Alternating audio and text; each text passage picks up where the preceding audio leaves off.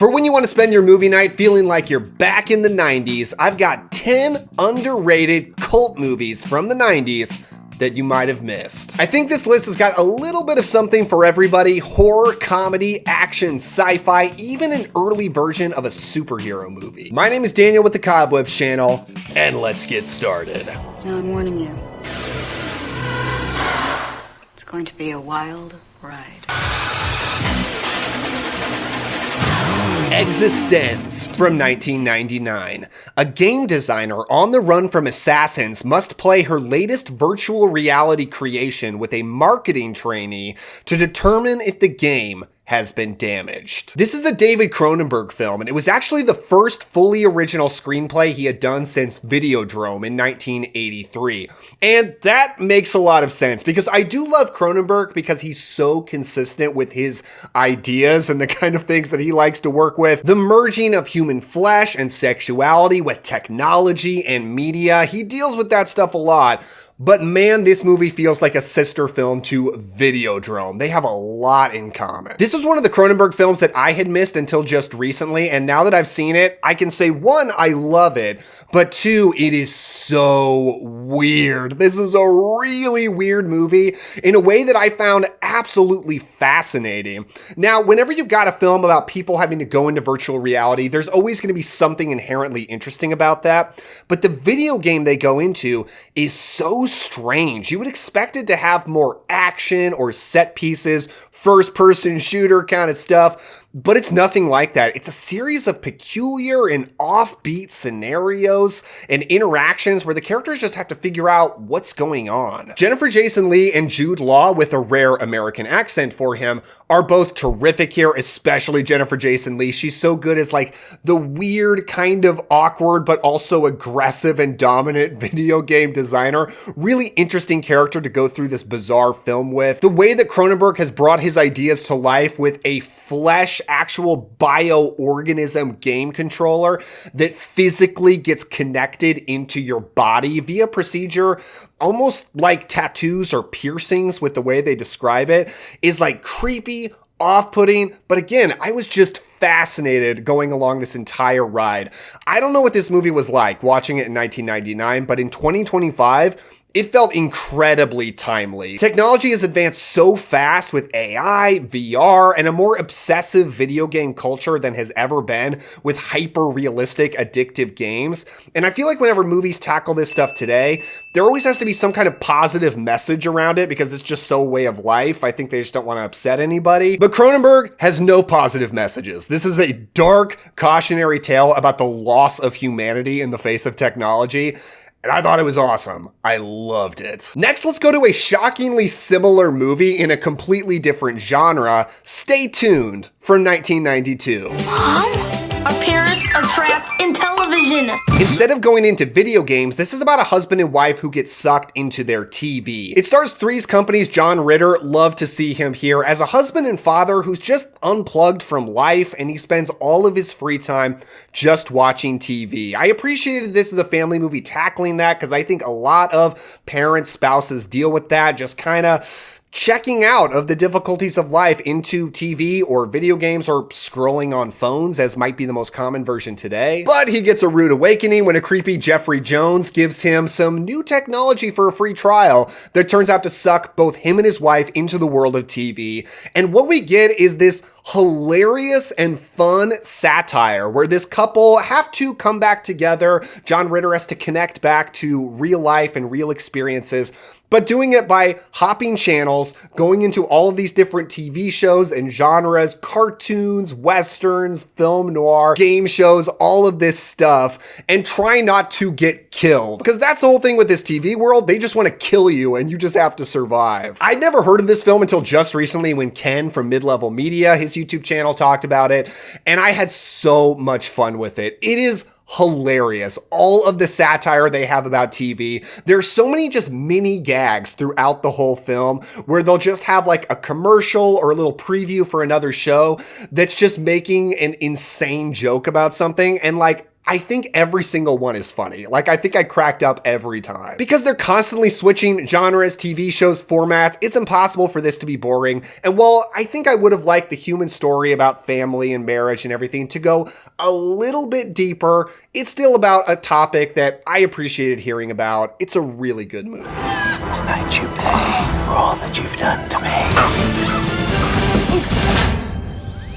The Dentist. The Dentist from 1996. This is about a successful dentist who seems to have everything: a beautiful wife, a great career, and he's a hyper perfectionist trying to keep everything in his life and in his patients' mouths perfect, but he discovers his wife is having an affair with the pool boy. Doesn't that just happen in these rich neighborhoods a lot? And he goes absolutely insane. This is a horror movie from Brian Yuzna, who I just love. He's great at making gross movies with so many practical effects, and The Dentist perfectly fits in that. I imagine this idea came from somebody saying, okay, going to the dentist is scary. A lot of people have a phobia about that. What if your dentist actually was insane and just wanted to mutilate your mouth as horribly as possible?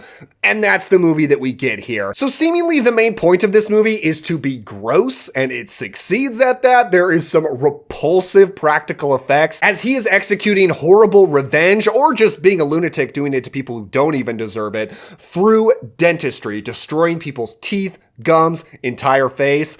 It's disgusting, but I do think it's a smarter movie than it frankly needed to be. At the lead, you've got Corbin Burnson. I think a lot of people know him from LA Law. I don't know, I've never seen that, but I know him as Henry Spencer, Sean's disapproving, hard-ass but with a heart of gold father from Psych. Love him in Psych, so I've always got goodwill for Corbin Burnson, and I think he's legitimately fantastic here. And he didn't need to be. This is a movie that's just supposed to be about gross gore effects, but he gave it his all. He gives a terrific performance, and he's a really interesting character. This is such a better and smarter character study than I ever would have thought it would be. It's also got a really good supporting cast around him with people like Ken Foray and a very young Mark Ruffalo. I think The Dentist is a lot of fun. It's gross, but it's better than it should be. I thought you said this guy wouldn't be back.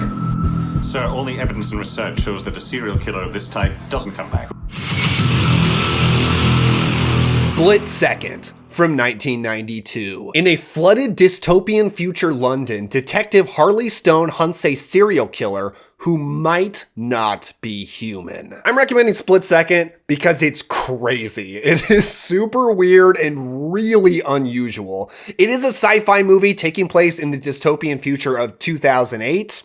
Yes, 2008. And is starring Rutger Hauer as the hero. Rutger Hauer is so good in villain roles, and that's what he usually does, but I love those rare cases when he got to be a hero, and he is great here. As such a bizarre, over-the-top cop character, he's always wearing sunglasses at night, he has psychic visions, he's always drinking coffee that he's always dumping sugar into, he's a don't-play-by-the-rules detective on the hunt for a killer, and I love him here. He's so much fun to watch. A lot of times this gets classified as an Alien ripoff, and it's not in plot, and it's not even really an alien that they're dealing with. It's more of a demon, but the design of it is very reminiscent of the classic xenomorph Alien, which is, I don't know, maybe kind of morally questionable to rip that off, but also that's the greatest alien design of all time. So it looks awesome there. It looks awesome in this movie. I'm happy with it. The plot and reasons for this character killing are bizarre and really interesting and fun to uncover. And it just has a great atmosphere in this flooded, filthy city. The film has bizarre tonal shifts between bleak, disturbing horror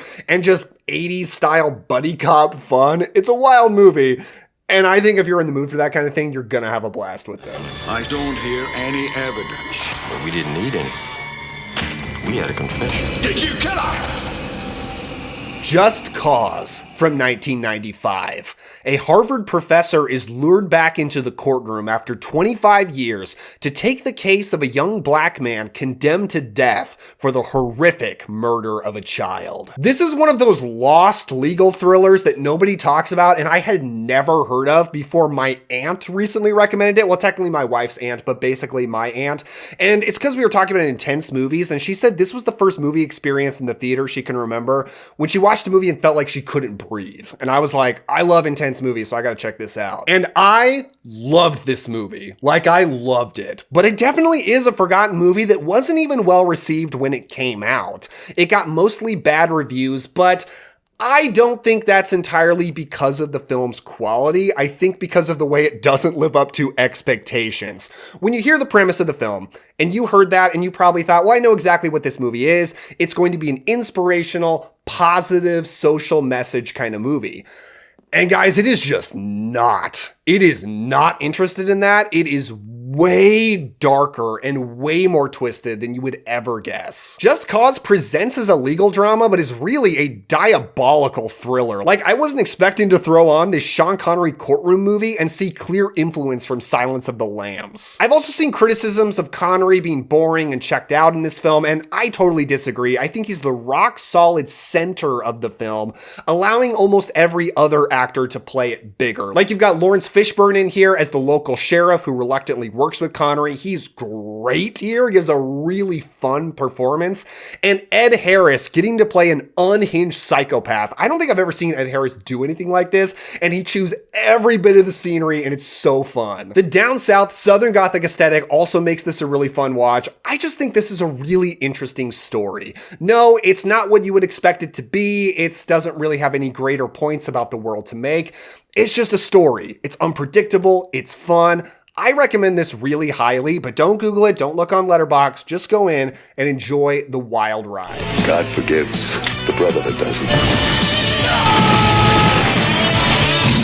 Stone Cold. Stone Cold from 1991. This is about a tough loner cop who is blackmailed by the FBI into doing an undercover operation into the Brotherhood, a powerful Mississippi biker gang linked to the murder of government officials. 1991 might be the greatest year for action movies ever, and Stone Cold is yet another reason why. This is my kind of action movie. I love this thing. It's directed by Craig R. Baxley, who's one of my favorite directors of the genre, even though he didn't make a lot, but previously he had done Dark Angel, aka I Come in Peace, and Action Jackson. All three of these are some of my favorite action movies, and man, Stone Cold is a blast. It stars Brian Bosworth, aka The Boz, who was a football player, mostly college ball, but had a brief NFL career. And he has such a big, larger-than-life look and personality that, no, he's maybe not the greatest actor, but he doesn't need to be.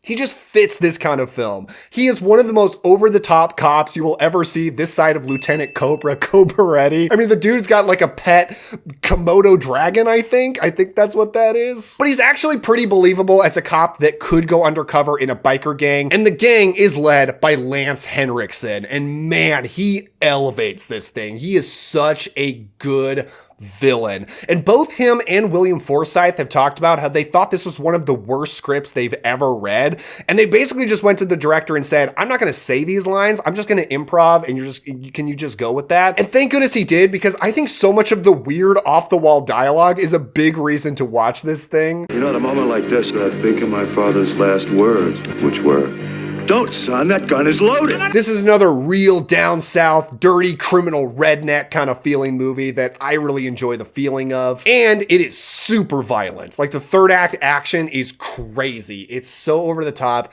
This is my kind of thing. I love this movie. Don't shoot this! This is not part of the commercial! Is some jerk making your life miserable? You want revenge? Let us do your dirty work. Dirty Work. Dirty Work from 1998. Unemployed and recently dumped Mitch and his buddy Sam start a revenge for hire business to raise the $50,000 that Sam's father needs to get a heart transplant. So this is sadly the only film that is starring comedian Norm Macdonald, may he rest in peace. Norm Macdonald is probably my favorite stand-up comedian of all time. I just think he is like the funniest guy to walk the earth. Like, his stand-up comedy albums, my God, they're some of the funniest things I've ever heard in my life. And Dirty Work is such a great example of what he does best. It is so funny, so irreverent, so ridiculous, and the plot is so fun. It's about these guys who are just really good at pulling pranks on people, and ridiculously, they turn it into a business. And they've even got like a storefront for their revenge for hire tire business, which is so ludicrous. But all of the pranks that they get to play on people, they're so satisfying to watch. The plot is there. It's just enough to deliver what Norm Macdonald does best, which is be hilarious. I just recently showed this at my birthday movie night. Every year for my birthday, I have people over and show movies. Dirty Work was one this year. It kind of divided the room. Like, some people loved it. Some people really did not jive with this kind of humor. I mean, it's really crazy, and you just got to be willing to laugh at some insane stuff. Like the joke in prison about ridiculous. Ridiculous. Completely ridiculous. It's truly one of the funniest jokes I've ever seen. And it is like wildly too far, but it's so funny. These days, I don't watch a ton of straight up comedies, but this year I did watch and really enjoy The New Naked Gun with Liam Neeson. I love that just kind of absurd humor. And Dirty Work is one of those special movies for me. It hits that perfectly, cracks me up every time. They're like demons, Jess. I'm not dead. What are you then? I'm alive. Jacob's Ladder from 1990. After returning home from the Vietnam War, Jacob Singer is plagued by hallucinations and flashbacks. He rapidly falls apart as the world and people around him morph and twist into disturbing images. Boy, how's this for a whiplash in the list, huh? So we're talking about Jacob's Ladder on this, not necessarily because I highly recommend it, but because I just watched it and I really want to talk about it. For a while now, I've considered Jacob's Ladder the biggest horror classic that I had never seen. I don't know why it took me so long to get to this, but it might be because I could tell it didn't quite seem like my thing. And that kind of turned out to be true. In the beginning, I found it really intriguing, and it very much piqued my curiosity as I was just trying to figure out what is going on in this movie, what is happening. I thought the leads, Tim Robbins and Elizabeth Pena, were both doing a great job, and there's a great supporting cast all around them, and there's just a lot of great scenes in this movie. But as the movie went, it just like kind of kept losing me, and it kept falling through my fingers, where I was just like, what are we doing in this movie? It does evoke the feelings of David Lynch somewhat, like it kind of reminded me of Lost Highway, but for me it didn't work quite as well as Lynch's stuff does. Maybe just the heightened weirdness to pull you along just wasn't quite enough. But it does have some really creepy stuff. I mean, I've talked on this channel before about the weird head shaking effect, fast motion kind of thing that a lot of horror movies have used. And I'm usually not a big fan of that. I didn't know it originated here with Jacob's Ladder, and Jacob's Ladder does it the best. Like, it really is creepy in this. There are demon images that almost look like alligator kind of things, but they never show it quite enough. So it just really creeps you out. I'm just not sure how much it really added up to. Once I finally got to the ending, which I won't spoil here, but is incredibly well known, it left me really conflicted because on one hand, I do think this film is about really interesting ideas. And the ending really confirms that. And I'm like, that's very cool that they made a movie about this idea. I think it's very interesting. On the other hand, I couldn't shake the feeling of what was the point of all of this. I don't know, guys. I'm conflicted on Jacob's Ladder. It's a rare movie that I literally haven't even rated yet on Letterboxd. I can't decide how I feel about it. I'm really glad I've seen it. It's an important part of horror history. It's been very influential, and it had a lot of compelling stuff. But at the end, I don't know. Let me know what you think about Jacob's Ladder. I'm really curious. You a bad guy.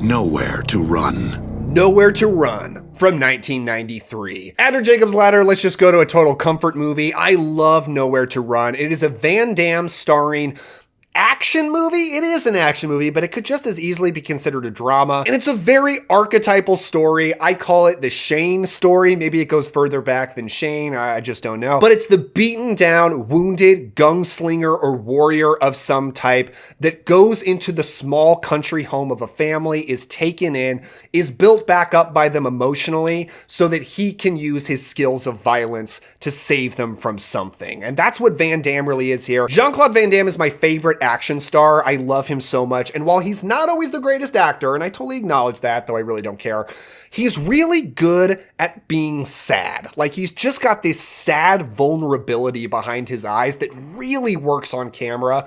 And Nowhere to Run uses that so well. It's just this broken down man of violence that gets taken in by Rosanna Arquette, who's just wonderful in this movie, and her kids. There's actually kind of a beautiful romance here between Van Damme and Arquette, a heartwarming relationship as he bonds with the son, as he's the only one that can save them from ruthless land developers led by the great Ted Levine, always going to be a fantastic villain. And it is an action film. It's got action. It's even got Van Damme shouting out one-liners, even though it really doesn't fit in this film at all. It's like they just had one-liners because it's a 90s action movie. You got to have that. But it works for me better as a drama, and I really love this. I think it's secretly one of Van Damme's best and most underrated films. Crime has a new enemy.